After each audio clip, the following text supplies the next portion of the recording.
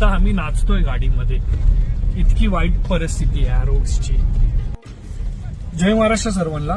तुम्ही मुंबईमध्ये कोस्टल रोडवरती म्युझिकल रोड तर बघितला, तर आज मी तुम्हाला आहे ना डान्सिंग रोड दाखवतो. डान्सिंग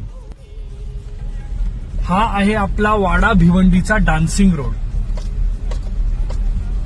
वाईट परिस्थिती आहे ना, म्हणजे सरकार नको तिथे इतका पैसा वाया घालवते आणि जिकडे ऍक्च्युअल मध्ये गरज आहे तिकडे अजिबात मात्र काम नाही होते.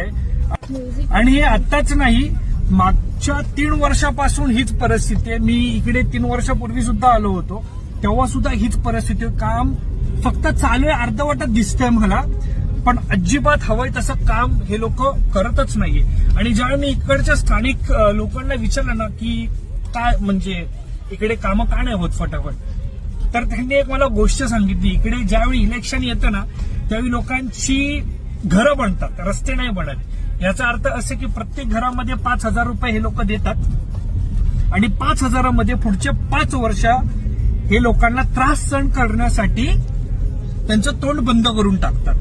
ही परिस्थिती आहे. आणि इकडचीच काही लोक रोज वाडा भिवंडी ते मुंबई पर्यंत प्रवास करतात अशाच रस्त्यावरती रोज. म्हणजे विचार करा त्यांची मानसिकता कुठच्या लेवलची झाली असेल, कसं सहन करतात हे लोक इकडे.